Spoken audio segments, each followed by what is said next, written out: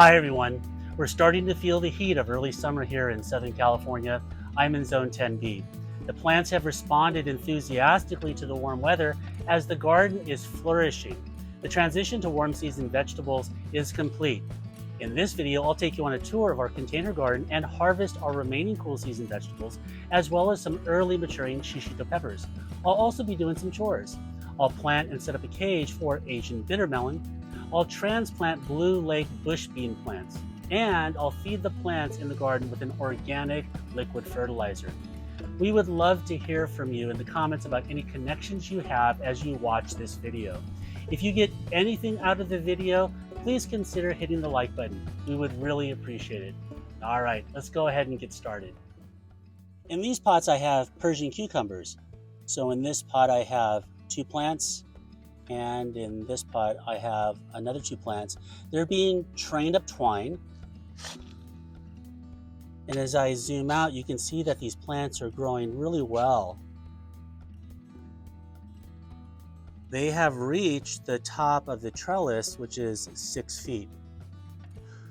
We're going to let the tips grow out and let them hang down. And they will continue to grow. And as you can see, there are a lot of flowers. One of the issues that we're having this season is a lack of pollinators. We're just not seeing them in the garden. So we've had to resort to hand pollinating the female flowers. So in this case right here, you can see that the pollination and fertilization has taken place. But let's take a look over here. Right here, it did not take place. So we're a bit discouraged, but there is still a lot of fruit set and fruit to come.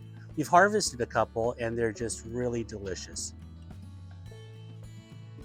So we're looking forward to these Persian cucumbers maturing over the next several weeks. In these 3 pots, I have Indian bitter melon. As you can see, the plants are doing very nicely. I sowed the seeds for these plants about a month ago, and I transplanted the bitter melon into these pots last week. So let me show you how I planted them and how I built this plant cage. I'm going to plant these bitter melon into these 3 containers. Now you'll notice that I have these green stakes. These are from the plant cage that I used last year. So they've been sitting in storage, and I'll just go ahead and reassemble it into these containers. After I pulled the last cool season vegetables out of these pots, I amended the soil with compost and an organic fertilizer. Then I placed this cedar mulch on top of the soil, and that's to keep everything nice and moist and keep the worms happy. So I'm going to go ahead and remove the cedar mulch and then plant out the bitter melon. Okay, let's go ahead and prepare the hole for the bitter melon plants. I have to show just how fertile this soil is. Take a look at the worm down there, and it goes to show how you can still have really rich and fertile soil even in containers.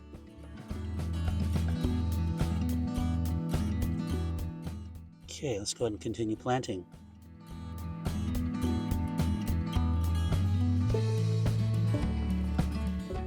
Okay, you can see these beautiful roots in the plant. So I'm going to go ahead and drop this in nice and deep. Making sure not to disturb the roots. Okay. Backfill that.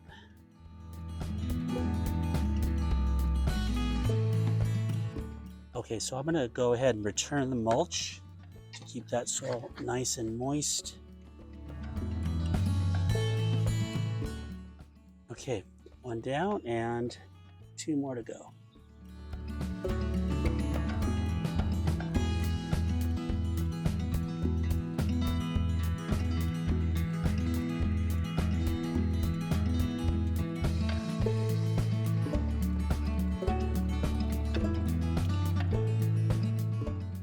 All right, I have the bitter melon planted, and now I'm going to go ahead and set up this plant cage. Again, this was in storage. I've taken it out. I just have to take it apart, reassemble it, and it shouldn't take me more than 15-20 minutes. So let's go ahead and get that done.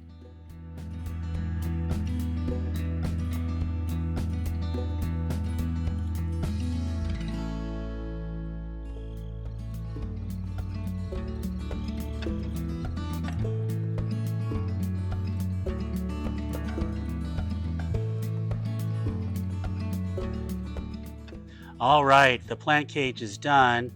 I've added twine from the base of the plant all the way up to the top of the plant cage. So this is the way it's going to work.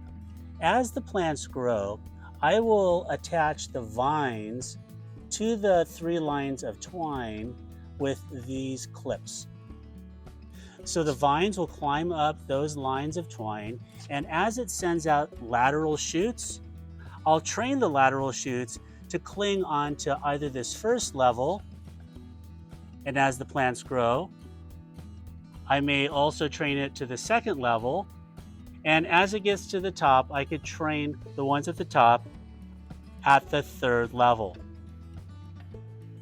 Now, over the course of the summer, these 3 plants will get bushy, and it will create quite a bit of weight. So what I've done is reinforce these joints with these zip ties, because these clips alone are not strong enough to hold up the weight of the plants. So I've added the zip tie here. Later on this summer and into the fall, the plants will start to flower. And of course, those female flowers, if they get pollinated, they will turn into fruit. And so what's great about this plant cage is that they will hang from one of these 3 levels. So it's easy to access. All you have to do is reach into either the 1st, 2nd, or up to this 3rd level. In this pot, I have a determinate variety of tomato called Celebrity. So let me show you what that label looks like. This I picked up at the garden center. So it's really healthy. I'm letting the suckers grow up because I want to get as much production as possible. There are a lot of flowers and the fruit is setting. Now I have Ziploc bags over the fruit clusters because unless I do that, rats will get to the fruit. So I've learned my lesson over the years to protect the fruit.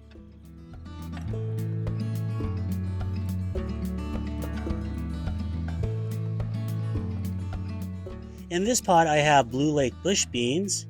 Next to it is lavender. In addition to the lavender, we have delphinium and lantana around the garden to help attract pollinators. In this pot, I have green onions, which I started from cuttings. These are only a month old, and you can see just how well they're doing. If you'd like to see how I planted these from cuttings, click on the link for the spring garden update that I posted last month. And in these 2 pots, I have more Blue Lake bush beans. Let me show you how I got these started. Here I have some Blue Lake bush beans that I sowed a couple of weeks ago. So these are ready to be planted out. Now typically I would sow the seeds directly into the soil, but I didn't have room at the time that I sowed those. Now this pot has opened up, and the reason I have this burlap on here is to keep the soil nice and moist. All right, I'm going to go ahead and add this Dr. Earth compost in here.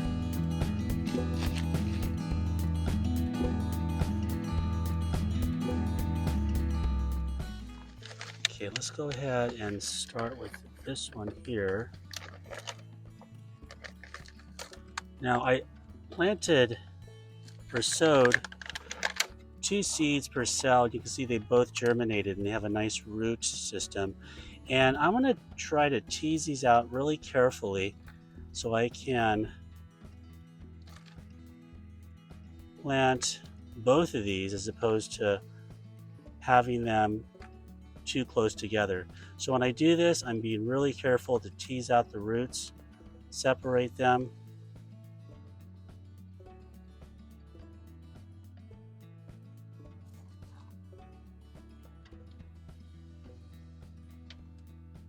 Okay, so just be really gentle in doing this. And you can see that the roots are pretty much staying intact. Okay, there you go. So there's 2 plants. Okay, let's go ahead and plant these out.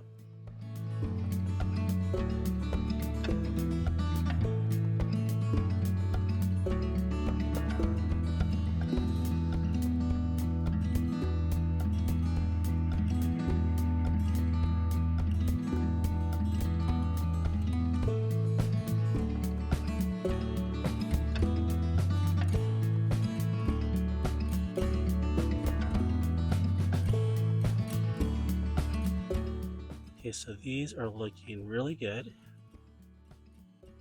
So let's go ahead, just water these in and set them out. All right, so these plants are ready to go. In this pot I have bull's blood beets.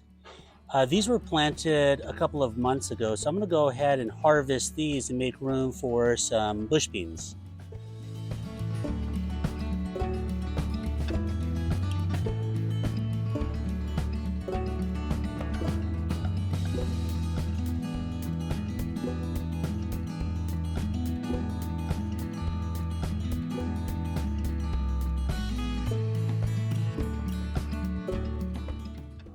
All right, that's a nice one there. Okay, so the beets are harvested. Let's take a look at this pot back here. This has the last of our winter carrots. So I'm going to go ahead and harvest these and get this pot ready for some warm season vegetables. All right, let's see what we got here.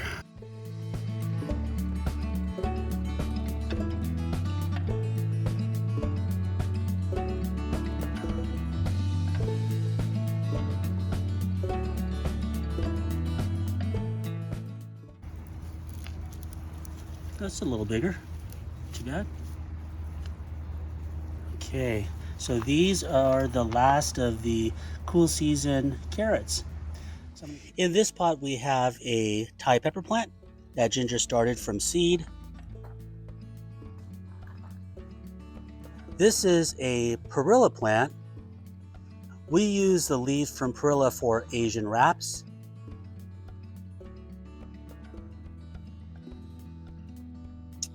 And here we have garlic. Received these cloves from a friend. Here I have 4 Shishito pepper plants. And as you can tell here, the plants are just loaded with fruit.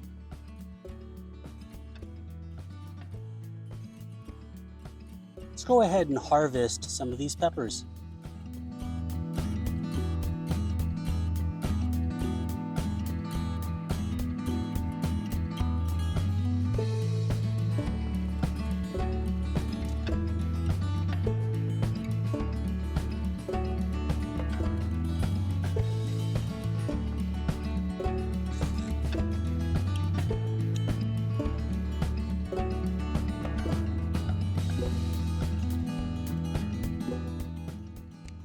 Next to the Shishito peppers, I have 2 Japanese eggplants.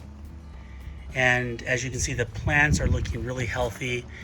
Lots of flowers, and I have some fruit that is developing. And as I said earlier, as the fruit develops, I do place these Ziploc bags around them, because if I don't, I will pay the price and the rats will get to them.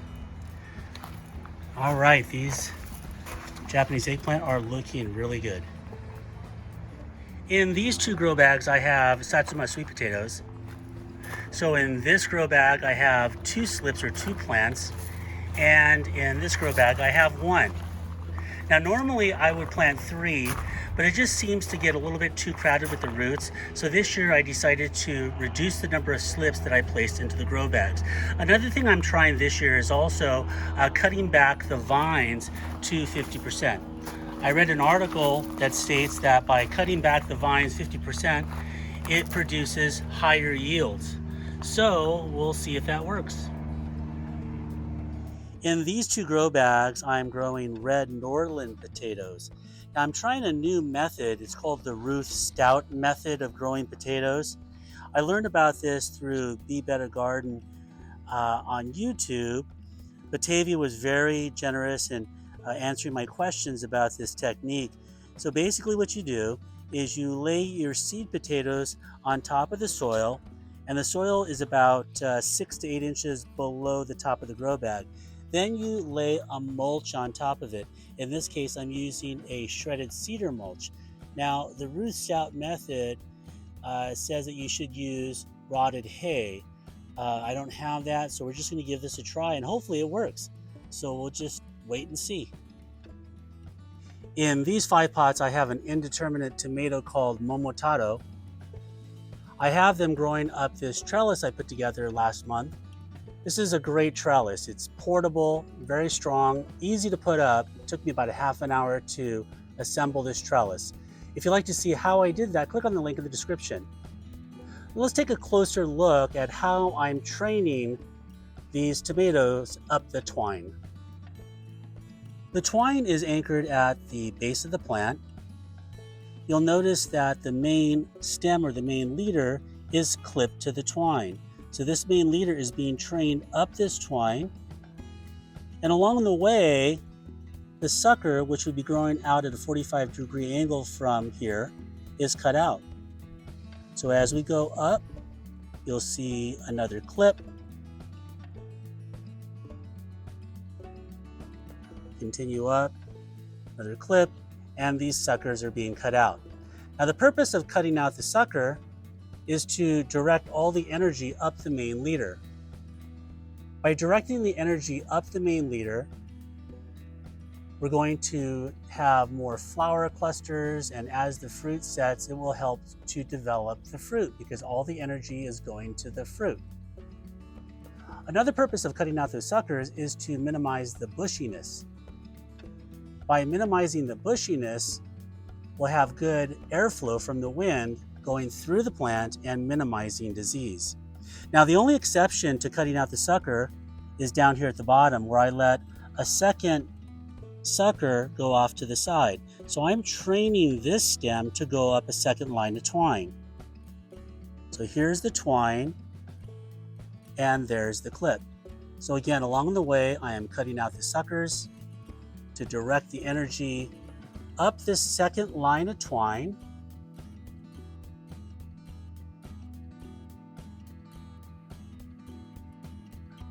By training this plant up 2 lines of twine, I should be able to get twice the production.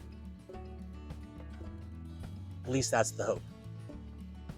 To fertilize our vegetables today, we're going to use this Dr. Earth Premium Concentrate. As you can see, it is organic. It's OMRI listed. The instructions say that you should measure this out 2 ounces for every gallon of water. We have 1.5 gallons in this watering can, so I'll measure out 3 ounces. And for optimal results, according to the manufacturer, you should use this every 2 weeks. So let's go ahead and shake this up and then add it to the measuring cup. So again, I'm going 3 ounces. Okay. Add this to the watering can and stir it. Okay, let's go ahead and feed the plants. Okay, let's go ahead and get started by fertilizing these Momotaro tomatoes. I think it's particularly important to fertilize tomatoes when they are fruiting, and these plants have a lot of flowers and the fruit is starting to set. And I think the liquid fertilizer gets taken up by the roots a lot faster than a granular fertilizer. And I'll do this every 2 weeks or so.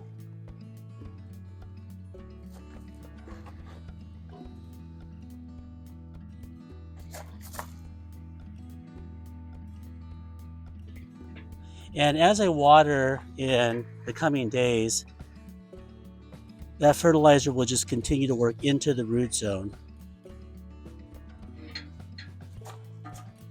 Okay, the tomatoes are fertilized.